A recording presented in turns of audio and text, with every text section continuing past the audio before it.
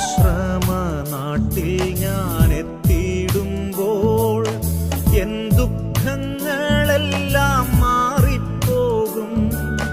വാഗ്ദത്ത ഗേഹമതിൽ എൻ വാസം സുസ്ഥിരമായിടുമേ. എത്ര സമ്മോദം, എത്ര സന്തോഷം സ്വർഗീയവാസമതേ. ഹല്ലേലൂയ രാജ്യത്തിൽ എന്നും നിത്യാനന്ദമേ. ദ്രവത്വമായത് നീങ്ങിപ്പോകും, അമർത്യമായത് നാം ധരിക്കും.